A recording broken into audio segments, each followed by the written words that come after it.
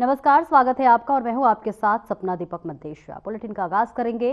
राष्ट्रीय राजधानी दिल्ली में ग्रैब 4 पॉलिसी लागू होने के चलते वाहनों के प्रवेश में आ रही दिक्कतों को देखते हुए अब उत्तराखंड के मुख्यमंत्री पुष्कर सिंह धामी ने उत्तराखंड परिवहन निगम को रूट पर सार्वजनिक परिवहन सेवाएं सुचारू रूप से रखने के लिए निर्देश दिए हैं। वहीं परिवहन निगम बसों का चक्कर बढ़ाने के साथ ही नई खरीदी गई बसों का संचालन करते हुए यात्रियों को हर तरह से सेवाएं देने का प्रयास जारी है।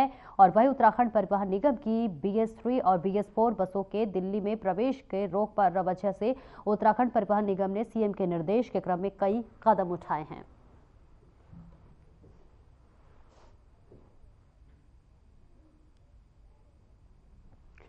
तो देखिए, तस्वीरें आपको दिखा रहे हैं जहां पर अब ग्रैब 4 वो चालू हो गया है। सेवाएं सुचारू रूप से जारी करने के लिए निर्देश दिए गए हैं। दिल्ली NCR में ग्रैब 4 पॉलिसी लागू है और अब इसकी मानगी भी देखने को मिल रही है, जहां पर अब लगातार देखिए पॉल्यूशन की वजह से भी दिक्कतें सामना करना पड़ रहा था, जिसके लिए दिल्ली में ग्रैब 4 लागू किया गया था। और उत्तराखंड के मुख्यमंत्री पुष्कर सिंह धामी ने भी अब इसके लिए निर्देश दिया है, जहां सेवाएं सुचारू रूप से जारी करने के लिए सूबे के मुखिया पुष्कर सिंह धामी ने निर्देश दिया है, जहां पर दिल्ली के तर्ज पर ही अब यहां पर ग्रैब 4 लागू होने की कवायद शुरू हो गई है। जहां पर दिल्ली में भी देखिए ग्रैब 4 लागू हो गया है और अब दिल्ली NCR ग्रैब 4 पॉलिसी लागू है। और इसके लिए अब देखिए मुख्यमंत्री पुष्कर सिंह धामी भी इसके लिए जो पॉलिसी है वो लागू करने के लिए निर्देश देते हुए नजर आ रहे हैं, जहां पर तमाम जो वाहन है वो सुचारू रूप से लागू किया जाएगा।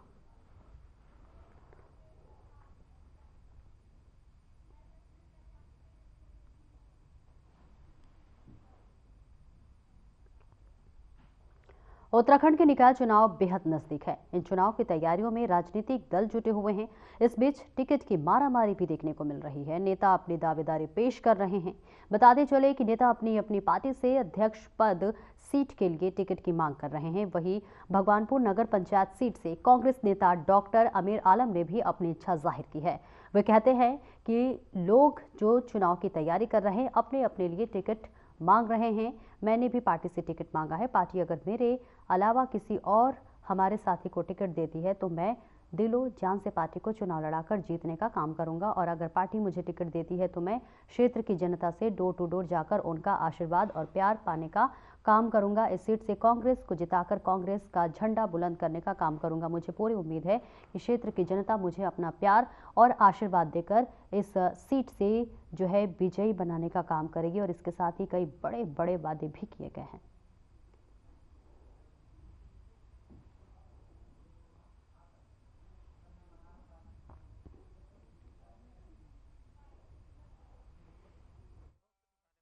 नगर पंचायत भगवानपुर के अध्यक्ष पद की जो सीट है वो सामान्य है और सामान्य सीट होने में सबको अपना टिकट मांगने का अधिकार है। हम भी अपना टिकट मांग रहे हैं, लेकिन पार्टी जिसे भी अपना टिकट देगी हम उसके साथ तन मन धन से उसके साथ रहेंगे और पार्टी के प्रत्याशी जो भी कोई होगा उसको जिताने का पूरा काम करेंगे। और नगर पंचायत भगवानपुर में विकास की गंगा बहाएंगे। विकास के नाम पर चुनाव लड़ा जाएगा। जो भी कोई कांग्रेस का प्रत्याशी आएगा उसके साथ हम हर तरह से रहेंगे। हम खुद भी टिकट की मांग कर रहे हैं। हमारा टिकट होगा तो बहुत अच्छा, नहीं हुआ तो हमारे जिस साथी को भी टिकट होगा हम उसके साथ कंधे से कंधा मिलाकर चुनाव लड़ाएंगे। भगवानपुर का मुख्य कार्य विकास कार्य होगा। भगवानपुर में जितनी भी नई कॉलोनियाँ बनी सब में सड़कें कच्ची हैं आज के टाइम में। पिछला 5 साल का कार्यकाल था, नई नगर पंचायत है, इतना बजट नहीं था। कोशिश करेंगे पूरे नगर पंचायत में एक तरफा विकास हो। चेहरा देख के विकास नहीं होगा, चारों तरफ विकास किया जाएगा।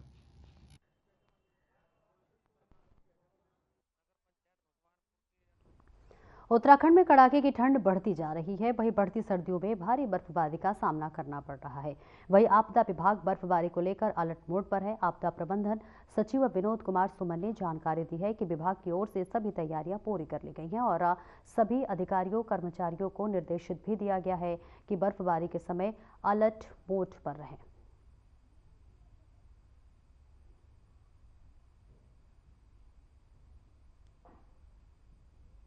और देखिए यहाँ पे देहरादून से तस्वीरें आपको दिखा रहे हैं, जहाँ उत्तराखंड में कड़ाके की ठंड है और अलर्ट मोड पर रहने के लिए आपदा विभाग ने कहा है। वही आपदा प्रबंधन ने इस बात की जानकारी दी है। लगातार देखिए ठंड बढ़ती हुई नजर आ रही है, जिसके लिए अब लगातार आपदा प्रबंधन की तरफ से सुचारू रूप से जानकारी दी जा रही है। और इसी के साथ साथ अलर्ट मोड पर आपदा विभाग है और इसके लिए तमाम दिशा निर्देश देता हुआ नजर आ रहा है। जहाँ तस्वीरें आपको दिखा रहे हैं विनोद कुमार सुमन और यहाँ पर कई तरह के दिशा निर्देश देते हुए नजर आ रहे हैं। देखिए, ठंड बढ़ते ही कई तरह की समस्याएं जो है चालू हो जाती है और ऐसे में इस समस्याओं से जूझने के लिए लगातार प्रशासन है वो समझाइश देती हुई नजर आ रही है, अलर्ट मोड पर नजर आ रही है, जिसके लिए तमाम दिशा निर्देश दिया जा रहा है। और अब आपदा प्रबंधन ने तमाम बातों का जिक्र किया है और जानकारी देते हुए सभी को अलर्ट मोड पर रहने के लिए कहा है, क्योंकि देखिए लगातार ठंड बढ़ रही है और ऐसे में न सिर्फ इंसानों की जिंदगी बल्कि जानवरों पर भी इसका मार पड़ता हुआ नजर आता है।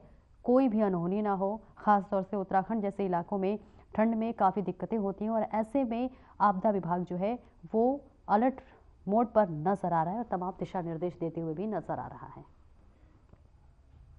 और वहीं रायपुर में PRSI का राष्ट्रीय अधिवेशन चल रहा है। आपको बता दें कि public relations society of India Dehradun chapter ने रायपुर में छत्तीसगढ़ के उप मुख्यमंत्री विजय शर्मा का सम्मान किया। इस मौके पर उप मुख्यमंत्री को केदारनाथ का प्रतीक चिन्ह, ब्रह्म कमल की टोपी और उत्तराखंड के विकास पर आधारित पुस्तिका भेंट की गई। छत्तीसगढ़ की राजधानी रायपुर में 20 से 23 दिसंबर तक PRSI का राष्ट्रीय अधिवेशन आयोजित किया जा रहा है। देहरादून चैप्टर के सदस्य भी इस अधिवेशन में प्रतिभाग कर रहे हैं। उप मुख्यमंत्री विजय शर्मा ने सम्मान के लिए PRSI का आभार व्यक्त किया है। साथ ही उन्होंने उत्तराखंड की प्राकृतिक सुंदरता और समृद्ध सांस्कृतिक धरोहर की सराहना भी की। उन्होंने उत्तराखंड में बिताए गए दिनों को याद करते हुए साझा करते हुए कहा कि देवभूमि उत्तराखंड के प्रति हर देशवासी के मन में अपार श्रद्धा है। कार्यक्रम में उत्तराखंड के विकास कार्यों पर आधारित फिल्म का प्रदर्शन भी किया गया।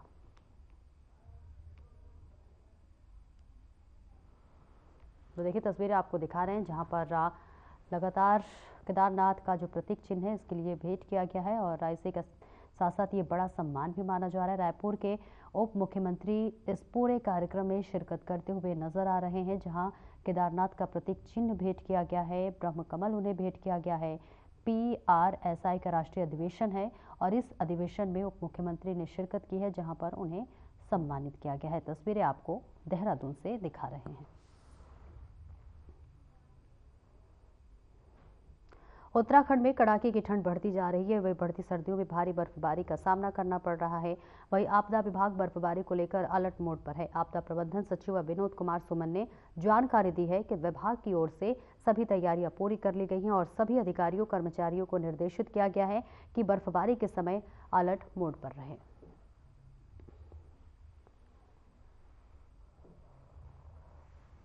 देखिए, जैसे होता है कि उसमें जब आपदा आती है, जब बर्फबारी होती है तो कभी कभी JCB से बर्फ हटा के काम चल जाता है। कई बार कुछ और मशीनें लगती हैं। कई बार होता है कि हमें JCB मशीन से नहीं, छोटे क्षेत्र में बर्फ़ होती है तो हम मैनुअल तरीके से मजदूरों के माध्यम से काट के बर्फ़ को उठाते हैं। कई बार स्नो कटर की आवश्यकता होगी तो स्नो कटर मंगाते हैं हम लोग। अलग अलग तरीके से जैसे बर्फ़ जितनी पड़ती है, कई बार नमक के छिड़काव से या चूने के छिड़काव से भी काम चल जाता है। तो परिस्थितियाँ देख के ही बता सकते हैं। ऐसे जनरल कोई उत्तर दिया जाना संभव नहीं है कि भाई कैसे में क्या करते हैं। तो जैसे आवश्यकता होगी वैसा उपाय किया जाएगा। पर्याप्त उपकरण है सर? आप पर्याप्त उपकरण है और जो उपकरण की कमी कहीं है, अगर जिलों से कहा गया है अगर कोई उपकरण चाहिए तो बता दें हमको, हम उपकरण देंगे।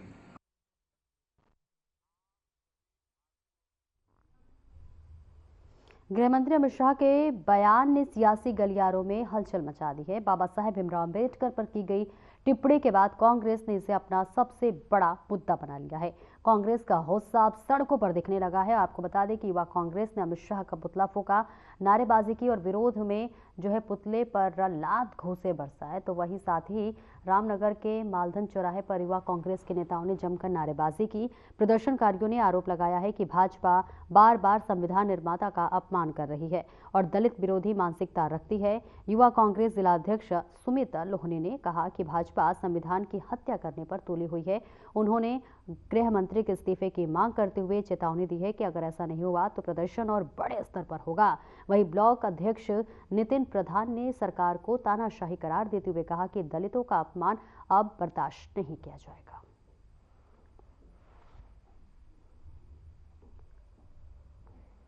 रहेगी कि जब जब ये बीजेपी सरकार के जो तानाशाही नेता हैं, हम इनको दबाने का काम करेंगे और हमारे देश में युवाओं के साथ या हमारे दलित समुदाय के साथ अगर कुछ भी गलत होगा, हम तब तक उनके लिए रात में अगर उनके डंडे उठाने पड़े, हम उनको दबाने का और वो हम माफ़ी मांगेंगे और अमित शाह को माफ़ी मांगनी पड़ेगी। ये तानाशाही अमित शाह की नहीं चलेगी और बीजेपी सरकार की ये तानाशाही नहीं सहेंगे। और जब तक इस देश में हमारे युवाओं के साथ और हमारी बहन बेटियों के साथ अत्याचार होगा, हम तब तक इस सरकार को ख़त्म करने का काम करेंगे। देखिए, आपने देखा होगा कि कुछ दिन पूर्व संसद में अमित शाह द्वारा एक आपत्तिजनक बयान हमारे आदरणीय श्री भीमराव अम्बेडकर जी के बारे में बोला गया, जिसकी हम कठोर निंदा करते हैं और अमित शाह जी से मांग करते हैं कि आप तत्काल प्रभाव से गृह मंत्री पद से इस्तीफा दें, क्योंकि आप और आपकी सरकार दलित विरोधी सरकार है। आप भीमराव अम्बेडकर जी का अपमान करते हैं, आप संविधान के खिलाफ चलते हैं, जिसके लिए आज युवा कांग्रेस के तमाम कार्यकर्ताओं ने, हमारे बीच में मंडल के अध्यक्ष हमारे नितिन शाह जी हैं, इनके नेतृत्व में हमने आज मालदन में अमित शाह का पुतला दहन किया है और सरकार से मांग करी कि तत्काल प्रभाव से जो भीमराव अम्बेडकर जी के खिलाफ है, जो हमारे संविधान के रचयिता है, जो हमारे आदरणीय हैं, हमारे पूर्वज हैं, उनके बारे में जो ऐसा बोला जा रहा है उसकी हम निंदा करते हैं, जिसके लिए हमने अमित शाह का पुतला फूका है और मांग करी है भारत सरकार से कि जल्द से जल्द अमित शाह इस्तीफा दें।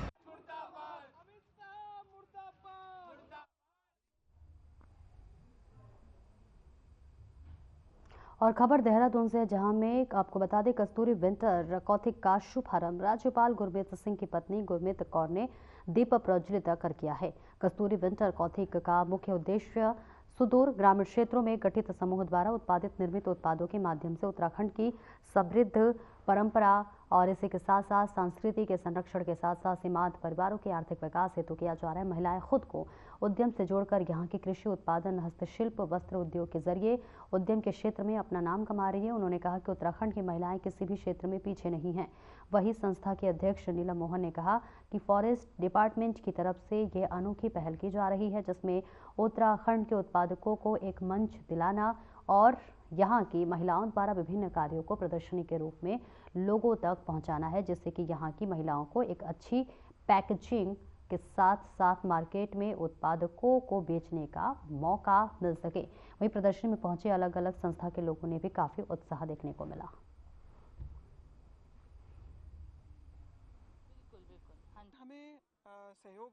इनका थीम तो जो है वो उन लोगों को गांव से ला के अपना एक प्लेटफॉर्म देना है, जिसमें कि वो अपना सामान को शोकेस कर सकते हैं। इतनी मेहनत करते हैं। हमारी इंडिया में सबसे बड़ी कमी है पैकेजिंग की और place to show their product.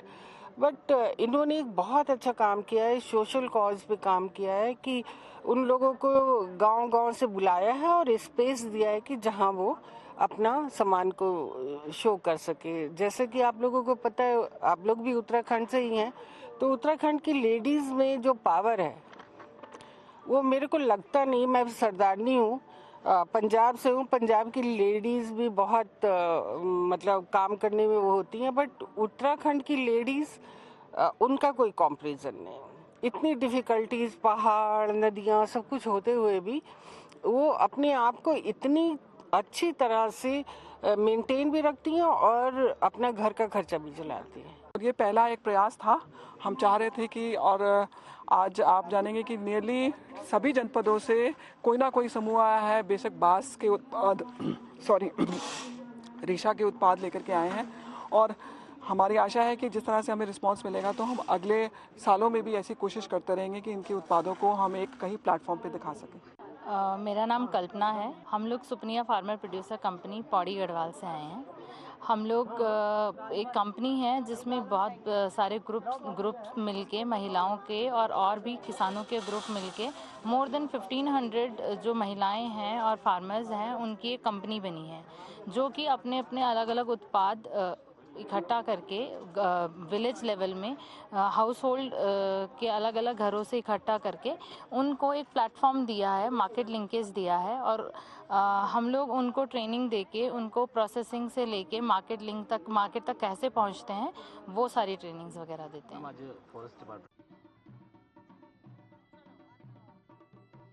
सीमांत जनपद पिथौरागढ़ के तवाघाट क्षेत्र में नेशनल हाईवे पर हुई भारी भूस्खलन के चलते अब आगमन बाधित हो गया है। बता दें कि भूस्खलन इतना जबरदस्त था कि आसपास मौजूद लोगों के रोंगटे खड़े हो गए। भूस्खलन के बाद अब नेशनल हाईवे को खोलने का कार्य प्रगति पर है और जिला प्रशासन के अधिकारी और बीआरओ की टीम मौके पर मौजूद है। पिथौरागढ़ के जिलाधिकारी विनोद गिरी गोस्वामी ने कहा कि इस घटना में किसी के जान माल के नुकसान की सूचना नहीं है, बल्कि घटना सड़क पर हो रहे कार्यों के चलते हुई है, जिसमें कोई नुकसान नहीं हुआ। पिथौरागढ़ के धारचूला क्षेत्र में तवाघाट के नज़दीक एक मेजर लैंडस्लाइड होने की खबर है। इसमें रोड जो है अभी ब्लॉक है। इस संबंध में जो मीडिया में खबरें वायरल हो रही हैं और वीडियोस वायरल हो रहे हैं, उसके संबंध में मैं बताना चाहूँगा कि कोई भी जान और माल के नुकसान की खबर नहीं है। रोड जरूर बंद है। मौके पर वर्तमान में एसडीएम और बीआरओ की एजेंसियां रोड वाइडनिंग इक्विपमेंट्स और जेसीबी वगैरह के साथ में मौके पर हैं और रोड को शीघ्र ही खोल दिया जाएगा। उन्हें मैं ये बताना चाहूँगा कि उस क्षेत्र में रोड वाइडनिंग के कार्य चल रहे हैं। इस वजह से जो लैंडस्लाइड की घटना हुई है, लेकिन शीघ्र ही रोड को खोल दिया जाएगा।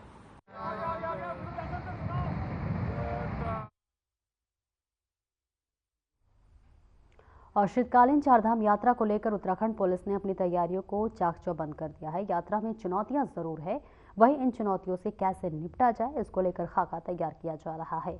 प्रशासनिक स्तर पर शीतकालीन यात्रा में अतिरिक्त पुलिस फोर्स तैनात करके यात्रा को सुगम और सुरक्षित बनाने के लिए लगातार प्रयास जारी है। वहीं इसकी जानकारी आईजी गढ़वाल रेंज राजीव स्वरूप ने दी। बताया गया है कि शीतकालीन के दौरान पहाड़ी क्षेत्रों में बर्फबारी भी देखने को मिलती है, जिसमें कई मार्ग अवरुद्ध होने की आशंका भी बनी रहती है और ऐसे में संवेदनशील इलाकों को चिन्हित किया जा रहा है ताकि शीतकालीन यात्रा के दौरान किसी भी श्रद्धालु को दिक्कतों का सामना न करना पड़े। तो हमारी जो शीतकालीन यात्रा जो है वो सुरक्षित हो और आने वाले श्रद्धालु यहाँ पे आएँ, अपना तीर्थाटन करें और उसके बाद में एक सुखद अनुभव लेके जाएं। ये उत्तराखंड पुलिस का मोटो है और इसी मोटो के साथ हम अब काम कर रहे हैं। विशेषकर इसमें ट्रैफिक प्लान भी डिस्कस किया गया है। मेरी कल डायरेक्टर ट्रैफिक के साथ में मीटिंग हुई, जिसमें हमने ये विचार विमर्श किया कि किस तरीके से ऑल्टरनेट रूट्स जो हैं उसको बनाया जाए। तो उस पर भी वर्क ऑन चल रहा है और साथ साथ जो फोर्सेस की डिप्लॉयमेंट्स हैं हिली एरियाज़ में, वहाँ पर जहाँ सड़कें वैसी हैं जहाँ पे एक्सीडेंट प्रोन एरियाज़ हैं, वहाँ के जितने भी साइन बोर्ड्स हैं और जितने सुरक्षा के उपकरण हैं उसको पैराफिटिंग है उसको चेक किया जा रहा है। उत्तराखंड सरकार ने अवैध मदरसों पर शिकंजा कसने की तैयारी कर ली है। जी हां, सीएम धामी ने अवैध मदरसों की जांच के निर्देश दिए हैं और जहां दूसरे राज्यों के बच्चे पढ़ रहे हैं, जिसके बाद पुलिस भी सतर्क हो गई है। आपको बता दें कि पुलिस अवैध मदरसों की जांच करेगी और सभी जिलों की 1 महीने में रिपोर्ट पेश करेगी। वहीं बीजेपी प्रदेश प्रवक्ता हनी पाठक ने सीएम धामी का अवैध मदरसों के खिलाफ सख्त कार्रवाई का फैसला सराहनीय बताया। उन्होंने कहा कि विपक्ष तुष्टीकरण की राजनीति करता है। उन्होंने जिस तरीके से कार्य किए हैं उसे खत्म करना बेहद जरूरी है।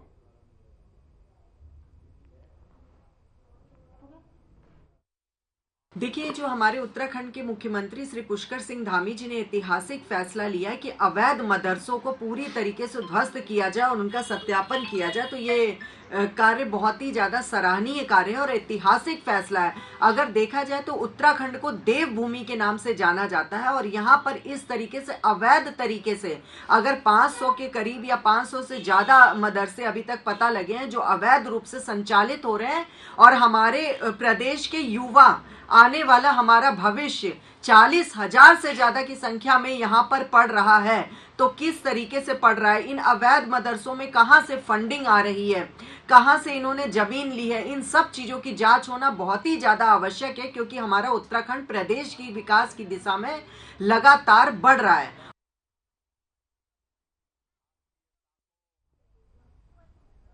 और अगली खबर काशीपुर से है, जहां पर आईटीआई पुलिस की बड़ी कार्रवाई सामने आई है। जहां पर आईटीआई पुलिस ने एक बड़े जखीरा को बरामद किया है, जहां 3 आरोपियों को गिरफ्तार किया है। चोरी का बड़ा खुलासा हुआ है। खबर काशीपुर से है, जहां पर आईटीआई पुलिस ने 2 दिन के अंदर बड़ी चोरी का खुलासा कर दिया है और आरोपियों को गिरफ्तार कर लिया है। 3 आरोपियों को गिरफ्तार कर लिया और लाखों के फ्लैक्सी रोल बरामद किए हैं।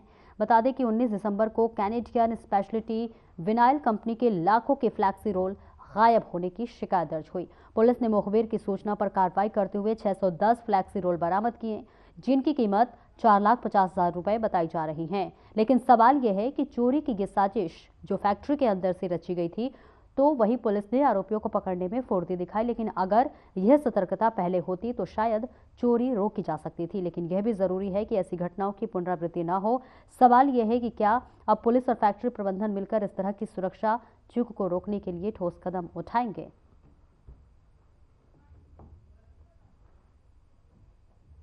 मंगलवार की सुनवाई के दौरान एक फरियादी ने, जिनका नाम उपमन्यु है, और इन्होंने एसएसपी महोदय से निवेदन किया था, एक प्रार्थना पत्र दिया था कि इनकी एक फैक्ट्री है कैनेडियन के नाम से, और उसमें कुछ ये पॉलीफ्लेक्स के रोल जो होते हैं वो बनाए जाते हैं और लगभग करोड़ों का माल गायब है। इसको पूरी संवेदनशीलता से लेते हुए सरको के द्वारा सीओ काशीपुर के नेतृत्व में इंस्पेक्टर ITI और एसओजी की एक संयुक्त टीम बनाई गई। तो चौंकाने वाली चीज़ें इस प्रार्थना पत्र की जांच में आई। इसमें ये पता चला कि इसमें कंपनी के अंदर काम करने वाले कुछ इनके जो सुरक्षा अधिकारी और कर्मचारी इन्वॉल्व हैं। इसी तरीके से कुछ स्थानीय लोग जो कि महुआ खेड़ागंज के हैं वो इन्वॉल्व हैं, और ये वहाँ से लेकर के आपस में एक नेक्सस बना करके और उस माल को अलग अलग जगहों पे बेचते हैं।